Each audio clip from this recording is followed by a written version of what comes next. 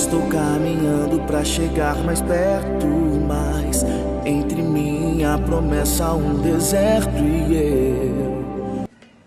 Olá, queridos, bem-vindos de volta ao nosso curso bíblico básico, módulo número 1. Hoje a nossa lição é a lição número 6. Como vimos anteriormente, nós entramos no tópico, nós entramos no tema, a história do povo de Deus. E para fins didáticos, para melhor compreensão e para um estudo mais sistemático desse assunto, que é um assunto bastante abrangente, ele foi dividido em 3 épocas. A primeira época possui 2 períodos e nós vimos na aula passada, que foi a época da criação até Abraão.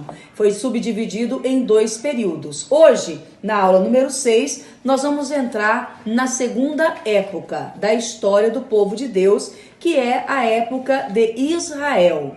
Israel, como nós sabemos, é o nome dado ao povo de Deus. Israel ou israelitas são os descendentes dos filhos de Jacó. Essa época de Israel, ela foi subdividida em 9 períodos. Então veja que o assunto é bastante abrangente. Nós não vamos ver os 9 períodos hoje.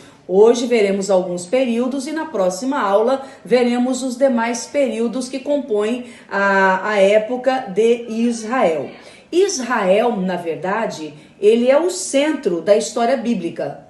A Bíblia, ou toda a história bíblica, ela gira em torno do povo de Israel. Como eu falei há pouco, o povo de Israel é o povo de Deus. E israelitas são os descendentes de Israel, que na verdade é o patriarca Jacó. Os filhos do Jacó, eles vão ser os cabeças das 12 tribos de Israel. E essa época de Israel, para que você entenda, ela vai de Abraão até o nascimento de Jesus Cristo. E todo esse período cobre aproximadamente um lapso temporal de 2000 anos. Essa época de Israel, como eu disse, é dividida em 9 períodos. E o primeiro período da época de Israel é o período patriarcal. Bem, patriarca era o nome dado aos chefes de família lá da antiguidade, né, dos tempos bíblicos. O primeiro patriarca foi o Abraão, depois Isaque, depois Jacó e os seus 12 filhos. Essa é a era patriarcal. Teve uma duração de uns 300 a 400 anos aproximadamente. Alguns fatos bastante importantes que merecem a nossa atenção nessa época de Israel foi, primeiro, a aliança de Deus com Abraão. Nesse momento em que Deus faz uma aliança com Abraão, dá-se início a um modo todo peculiar de Deus de tratar, não com toda a humanidade, mas a partir de agora, ele vai tratar com o seu povo, o povo que ele escolheu para ser dele. E esse povo vai começar, né, a existir de forma fictícia, porque ele mais tarde é que vem a nação de Israel, mas vai começar a nascer a partir do chamado de Abraão. Abraão foi chamado por Deus, e quando Deus chama Abraão, ele faz com ele uma aliança. Ele diz: olha, sai da tua casa, da tua terra, da tua parentela e vai para um lugar que você ainda nem conhece, nem sabe, muito longe. Se você me obedecer, se você fizer conforme eu te mando, eu farei de você o pai de muitas nações. Abraão não tinha filhos. Ele já era casado, mas não tinha filhos. Então essa aliança de Deus com Abraão é um dos períodos, é um dos fatos, melhor dizendo, mais importantes que aconteceram nesse primeiro período, que é o período patriarcal. Abraão sai da sua casa, sai da sua parentela e leva, além da sua esposa Sara, ele leva também o seu parente, o Ló. Ló também vai com Abraão e com toda a sua família. Eles vão caminhar juntos por algum tempo, vão conviver juntos de forma harmônica por algum tempo. Quando vai chegar o momento, né, da história, a gente não tem como ficar falando de cada detalhe, mas você bem conhece o texto bíblico, vai chegar um momento em que, por haver desavença entre os pastores de Abraão e os pastores de Ló, eles se dividirão. Abraão vai para um lado e o Ló vai para o outro. O segundo momento importante desse primeiro período, que é o período patriarcal, é aquele momento em que Deus, por intermédio da intercessão de Abraão, ele vai livrar ao Ló, as suas filhas e a sua esposa. Sai de Sodoma e Gomorra, Ló, a esposa e as 3 filhas. No meio do caminho, a gente sabe, a esposa dele fez o que não deveria fazer, virou uma estátua de sal e Ló continuou o caminho juntamente com suas filhas. Também conhecemos o desenrolar da história e sabemos que as filhas de Ló embebedaram seu pai, e na preocupação de perpetuar a descendência do Ló, cada uma delas se deita, né, com o seu pai, e aí engravidam e vão dar à luz aos descendentes de Ló. Então esse também é um momento bastante importante desse período, que é o período patriarcal. O livramento do Ló por causa da intercessão do Abraão. Uma outra coisa bastante importante também que nós encontramos nesse período é o cumprimento da promessa que Deus fez para o Abraão, ela se cumprindo em dado momento. Qual foi a promessa que Deus fez para o Abraão quando lhe fez o convite, lhe fez o chamado e formou com ele uma aliança? Eu farei de você pai de muitas nações. Então conhecemos o desenrolar da história, a promessa foi dada, as coisas não aconteciam, o tempo passava, a Sara entrou, né, no contexto, sugeriu uma ideia, Abraão então tem um primeiro filho com Agar, né? Mas não era aquele o filho da promessa, não era aquele que Deus havia prometido que seria para ele o seu descendente, que lhe garantiria a sua linhagem, a sua descendência. Chega um momento em que Deus cumpre a promessa. E o tempo passou, foi longo o prazo, mas Deus, quando promete, ele sempre cumpre. Isaac nasceu. E o nascimento de Isaac foi nada mais, nada menos que o cumprimento da promessa que Deus havia feito com Abraão. Muito bem, Isaac também se casa, Isaac também constitui a sua família, Isaac também tem 2 filhos, e um dos filhos do Isaac é o Jacó. Jacó também constitui família, constrói, né, a sua casa, tem 12 filhos, e eles estavam vivendo muito bem em Canaã, Jacó com todos os seus filhos, quando, num determinado momento, José é enviado para o Egito, é vendido para o Egito e vai se estabelecer lá no Egito. Ocorre que algum tempo depois vem uma fome e assola aquelas terras. Então o único lugar que tinha comida era o Egito. Jacó reúne os seus filhos e diz: vocês vão até o Egito, vão comprar comida para nós e vão trazer alimento, porque no Egito tem. É muito bacana e são muitos detalhes, a história é bastante longa, mas é bonito a gente ver o momento em que José recebe a visita dos irmãos no Egito, como ele se emociona, como ele fica feliz, como ele é surpreendido, se alegra, e a maneira como ele recebe os seus irmãos. Na figura do José, nós encontramos o maior exemplo de superação. José não guardou no coração nenhum ressentimento, nenhuma mágoa, nada, absolutamente nada. Quando ele se depara com os seus irmãos, ele os recebe com carinho, ele se revela, e é nesse momento, por causa dessa fome, que os irmãos dele voltam para casa e trazem toda a família. Então, nesse momento, Israel vai para o Egito. Israel, entenda, Jacó, os 12 filhos e a sua família. A Bíblia diz que quando eles foram para o Egito, eles somavam um total de 70 almas. Então esses são os fatos mais importantes, ou alguns dos fatos mais importantes desse primeiro período, que é o período patriarcal. Aí nós vamos entrar no segundo período, que é um ato contínuo.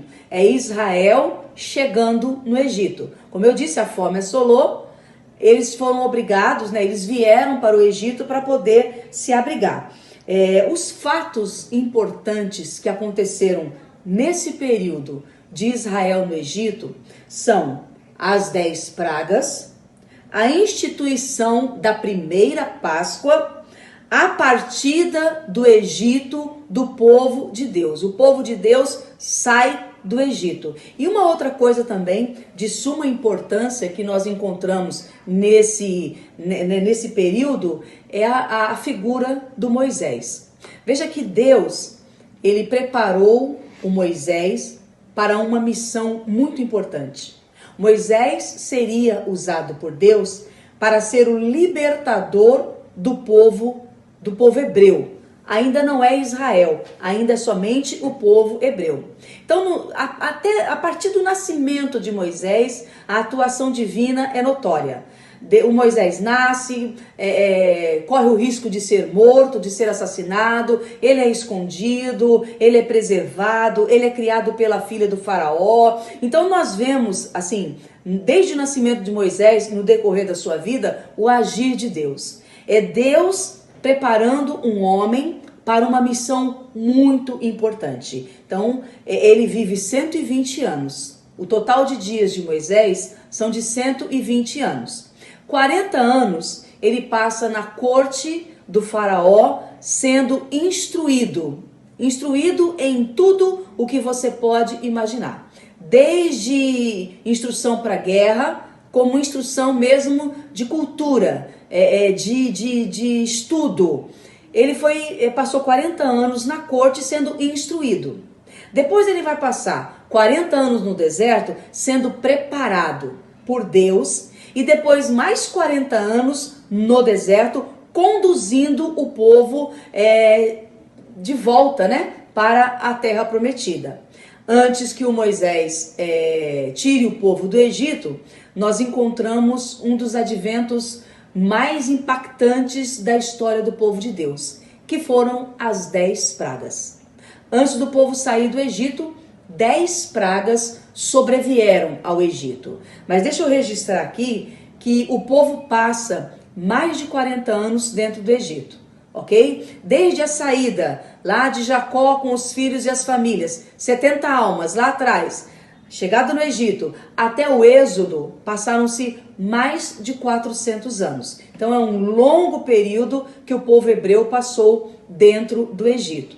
As pragas, as primeiras pragas que foram enviadas, os feiticeiros, os encantadores do faraó fizeram a mesma coisa. Mas a partir da segunda ou terceira praga em diante, eles não conseguiram mais fazer a mesma coisa que o Moisés e o Arão fizeram.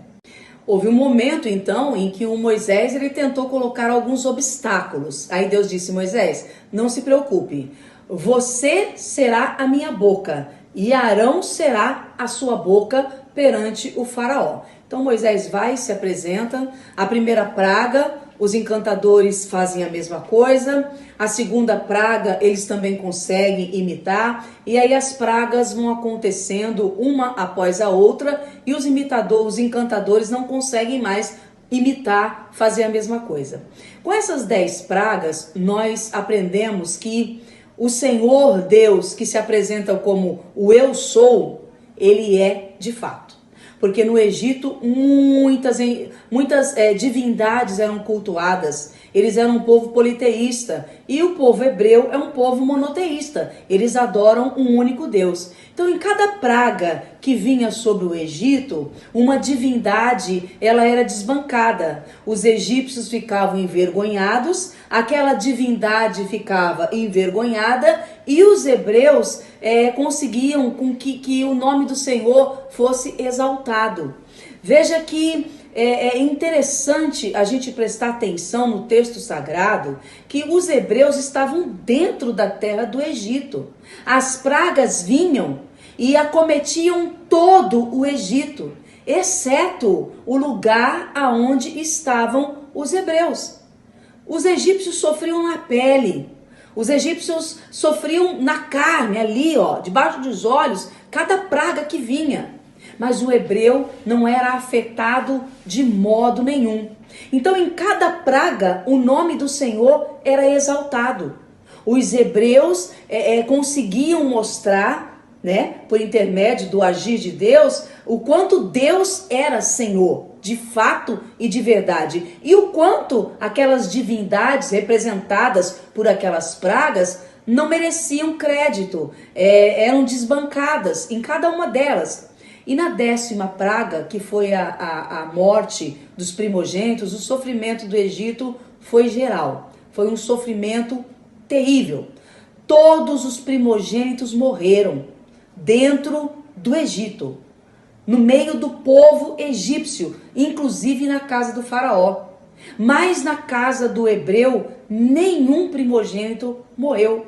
O anjo da morte não passou, quer dizer, ele passou no arraial dos hebreus, mas ele não entrou na casa dos hebreus. Por quê? Porque antes Deus havia dado as coordenadas. Vocês vão preparar o cordeiro, a carne vocês vão assar, vão preparar, vão comer, mas olha, na hora de comer, comam já com a bagagem nas costas, comam preparados para sair. E o sangue desse cordeiro, vocês vão aspergir, vocês vão passar nos umbrais da porta da casa de cada hebreu. Porque quando o anjo da morte passar, na porta em que tiver o sangue, ele não vai entrar. Nesse momento, quando isso acontece, nós vemos o sinal, nos remete ao que aconteceria futuramente quando Jesus derramasse o seu sangue no Calvário. Quer dizer, a morte, ela não entra na casa onde o sangue de Jesus foi derramado e a pessoa crê. A pessoa de fato coloca o coração nisso. Muito bem. Os hebreus fizeram conforme a orientação de Deus. E o anjo da morte naquela noite passou e na casa aonde tinha o sangue nos umbrais, ele não entrou, não houve morte. Essa foi a instituição da primeira Páscoa. A Páscoa surge no contexto da história bíblica nesse momento. A partir dessa ocasião, anualmente, os hebreus vão comemorar, vão celebrar a Páscoa do Senhor. E Páscoa vem de um termo hebraico, Pessá, que significa passagem. Êxodo significa saída. Então essa primeira Páscoa, ela marcou a saída dos hebreus da opressão do Egito. Outra coisa importante foi efetivamente a saída deles. Aconteceu a 10ª praga, eles então saíram, fugiram do Egito conforme havia sido orientado por Deus, e no comando desse povo vai o Moisés. O próximo período que a gente vai dar uma olhadinha, que é o 3º período, é o ato contínuo do segundo, é Israel no deserto. Gente, Israel fica 40 anos no deserto, ok? Pastora, eles podiam ter chegado antes desse tempo, antes desse período na Terra Prometida? Sim, mas Deus precisava tratar desse povo. Deus precisava tratar com esse povo. Eles vão ficar 40 anos peregrinando no deserto até a chegada na Terra Prometida. Alguns fatos importantes acontecem nesse período, que é o 3º período da época de Israel, que é Israel no deserto. Uma das coisas mais importantes que aconteceram nesse período de Israel peregrinando no deserto foi esse aglomerado de pessoas, essa multidão. Você sabe quantos hebreus saíram do Egito? Nós sabemos que foram 70 almas que chegaram no Egito, 400 anos antes. Mas você tem ideia de quantos hebreus saíram do Egito? O texto bíblico vai dizer que só homens, eram mais de 600 mil. Só homens. Então coloca para esses homens esposas. Coloque para essas esposas e esses homens filhos. Era mais de 1 milhão, foi mais, né? Foi mais de 1 milhão de hebreus que saiu do Egito. Então não é uma multidãozinha qualquer, é uma grande multidão. Até o deserto é só uma multidão. Mas no deserto, ali, quando Deus entrega a lei, quando Deus faz um pacto com Moisés e com esse povo no deserto, eles deixam de ser uma multidão e eles vão passar a ser a nação de Israel. A nação que vai representar Deus frente às outras nações. Deus vai dizer no texto sagrado: é o meu sacerdócio, é o sacerdócio real, é a nação santa, é a minha propriedade particular. Veja que até aqui Deus lidava com a humanidade de modo geral. A partir desse momento aqui, que o povo sai do Egito, eles vão compor a nação de Deus. Deus, a partir de agora, na história bíblica, vai lidar diretamente com esse povo. Esse é o povo que vai representar Deus frente às outras nações. Então, esse advento dos hebreus se tornarem a nação de Israel acontece no deserto. É a partir de agora que eles serão a nação de Israel, que eles vão compor a nação de Israel, o povo de Deus.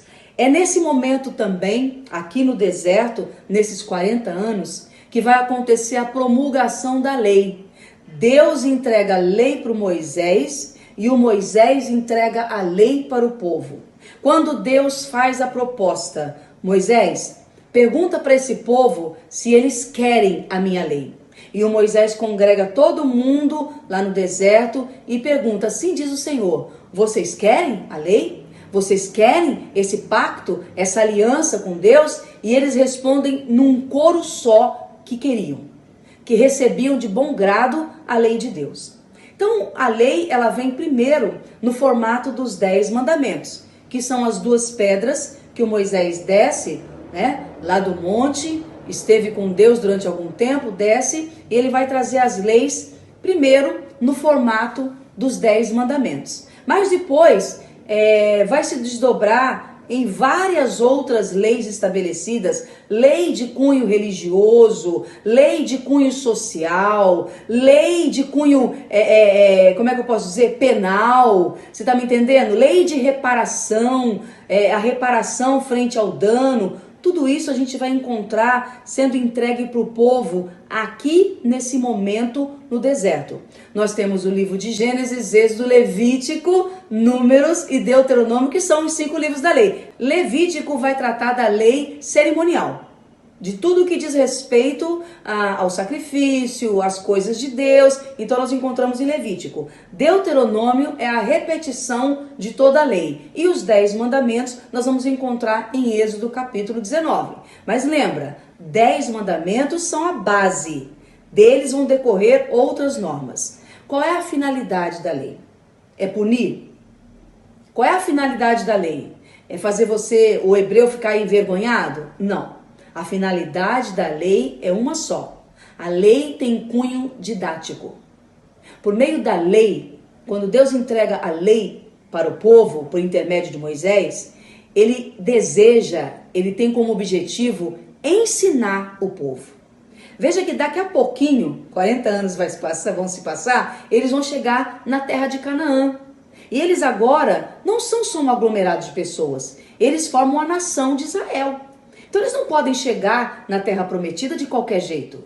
Eles precisam chegar lá, se organizar para viver em sociedade de modo que não passem vergonha frente às outras nações. Então a lei, ela vem com dois aspectos. Primeiro, ensinar e depois santificar o povo. Porque enquanto você não sabe o que é certo e o que é errado, você simplesmente vive, não é? Você vive do jeito que você acha que tem que viver, sem nenhum tipo de peso, sem nenhum tipo de culpa. Mas a partir do momento que apresentam para você a lei, e você pega essa lei e faz um confronto com a sua vida, com as suas atitudes, você vai perceber o quanto você está equivocado e como é que você tem que fazer para sair do equívoco, para sair do erro. Então a lei, ela é de cunho didático e ela visa ensinar e santificar o povo que vai chegar na Terra Prometida. Ao longo dos 40 anos, os murmuradores, aqueles que se levantam contra Deus, os pecadores, vão perecendo no deserto. Deus vai dizer em dado momento, os homens de 20 anos para cima vão perecer todos. Só vai entrar na Terra Prometida os homens até 20 anos, porque de 20 anos em diante, todos morreram no deserto. Entenda, todos os murmuradores e os pecadores, porque nós sabemos que Caleb entrou na Terra Prometida, não é? Josué entrou na Terra Prometida e eles tinham muito mais do que 20 anos quando isso aconteceu. Então nós temos a promulgação da lei, a fundação da nação de Israel, e outra coisa também importante que com a lei eles aprendem é a construção do tabernáculo, da tenda. Era um tabernáculo portátil, armava e desarmava. E nesse momento aqui, a tribo de Levi, ela vai ser separada para se ocupar dos ofícios das coisas de Deus. Então tudo que diz respeito aos ofícios sagrados fica a cargo da tribo de Levi. O primeiro sacerdote da tribo de Levi é o próprio Arão. Moisés é levita, Arão também é da tribo de Levi. A partir do momento em que eles estão no deserto, a tribo de Levi vai se ocupar com as coisas do sacerdócio, com as coisas sagradas, com as coisas de Deus. E eles então constroem um tabernáculo, uma tenda que é portátil. Conforme eles estão andando, desmonta e carrega. Conforme eles param, acampam, eles montam a tenda, montam o tabernáculo. Para quê? Para o tabernáculo para servir de templo. Então ali eram feitos os sacrifícios, não é? Ali eram feitas todas as coisas referentes ao Senhor. Se você pegar os 10 mandamentos, você vai perceber que os 10 mandamentos, eles regulam dois aspectos da vida do homem. Primeiro, os primeiros mandamentos vão regular o relacionamento do homem com Deus. Então, se você ler cada um dos primeiros mandamentos dos 10, você vai ver que eles vão regular o relacionamento do homem com Deus. Os outros mandamentos, os demais mandamentos, você vai ver que vão regular o relacionamento de um homem com o seu próximo. Então ali eles vão aprender a respeitar a individualidade do outro. A minha liberdade chega até o ponto que começa a liberdade do próximo. Então, os 10 mandamentos, eles têm esses aspectos que são bastante interessantes. Então, eles vão peregrinar no deserto por 40 anos. Quando chega ao norte do rio, lá do Mar Vermelho, ao norte do Mar Vermelho, eles vão acampar e logo à frente está Jericó. Nesse momento, o Moisés morre, ok? Moisés é o líder. Moisés morre e quem assume o comando da nação de Israel para dar continuidade à tarefa de levar o povo até a terra prometida é o Josué. Eles estão defronte do rio Jordão, Moisés não está mais entre eles, quem está comandando agora é o Josué. E nós entramos no quarto período dessa época que é a época do povo de Deus. É o período da conquista de Canaã. Então, o que acontece aqui de importante? Primeiro, o Josué envia 2 espias para Jericó para verem a situação da terra. Lembra da história de Raabe? Então, é nesse momento que o Josué envia os 2 espias que são escondidos na casa de Raabe, fazem um acordo, voltam para depois eles atacarem, para depois eles invadirem Jericó. A travessia do Jordão é algo muito grande. Quando Moisés morre e o Josué assume o comando, ele fica meio perdido.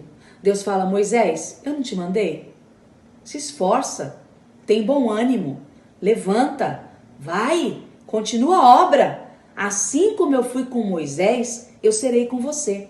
Então o Josué pega essa palavra de Deus e ele coloca no coração. Eles chegam diante do Jordão. O Jordão está separando o povo de Israel da primeira cidade, que é a cidade de Jericó, que está em Canaã. E eles precisam conquistar. Mas para conquistar Jericó, primeiro eles têm que vencer o primeiro obstáculo, que é o Jordão.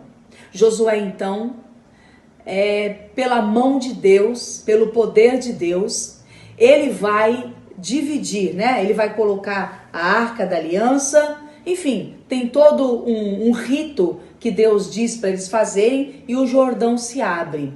Do mesmo modo que Deus abriu as águas do Mar Vermelho pelas mãos de Moisés, ele abre as águas do Jordão pelas mãos de Josué. Ok, o obstáculo está vencido, eles atravessam o Jordão. Do outro lado, eles vão conquistar Canaã em 3 etapas. A primeira etapa é Jericó e a cidade de Ai.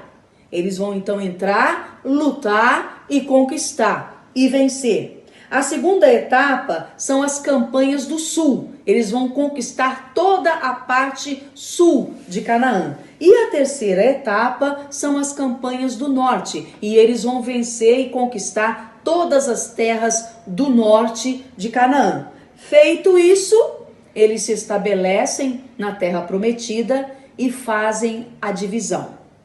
2 tribos ficaram antes do Jordão e ganharam terra antes do Jordão.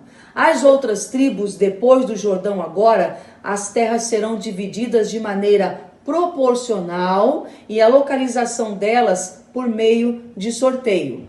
A tribo dos levitas não ganha terras. Então, olha só, presta bem atenção. Quando nós falamos que os 12 filhos de Jacó serão os cabeças das 12 tribos, entenda o seguinte: a tribo dos levitas não se estabelecerá como uma tribo e não vai ganhar terra. A tribo dos levitas será fracionada, ela será dividida entre todas as demais e vai ter levita em todas as tribos. Cada tribo tem que ceder terra para que os levitas possam ter a sua morada, cuidar do seu gado, do seu rebanho e a sua plantação. Então, em todas as tribos vai ter levita. O levita não se estabelece como uma tribo. O José morreu.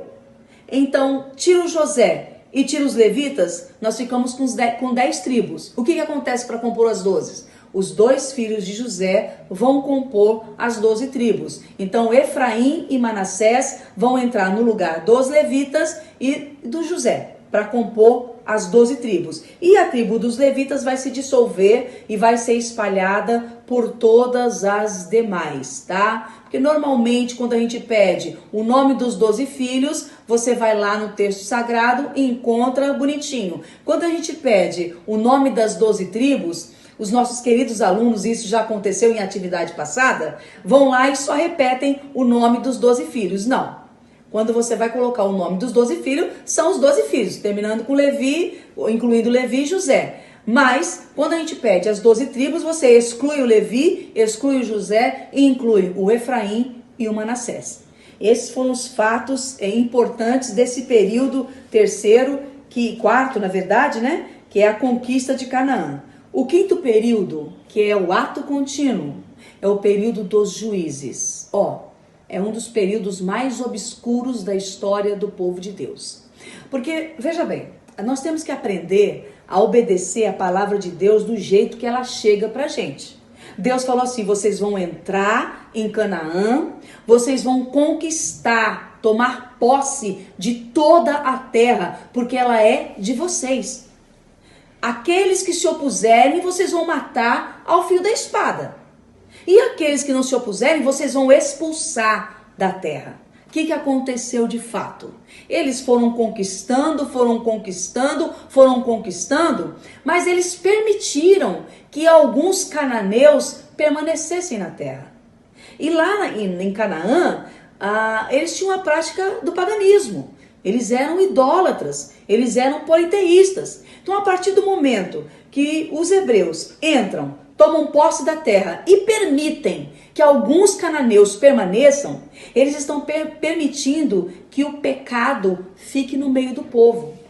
E aí já viu, o Josué morre. Primeiro, eles tinham o Moisés como líder. Moisés morreu, ficou o Josué na liderança. Agora Josué morreu. E a Bíblia vai dizer no livro de Juízes, por várias vezes, que cada um fazia o que parecia bem aos seus próprios olhos. Então, Israel se afundou na infidelidade, no pecado e na idolatria. E aí você vai acompanhando o livro de Juízes e você vai percebendo que toda hora um inimigo se levantava e oprimia o povo de Deus. Então, o modo como Deus encontrou de continuar, liderando e ajudando esse povo foi por intermédio dos juízes. Os juízes, eles eram escolhidos por Deus. Eles eram levantados por Deus e eram pessoas do povo.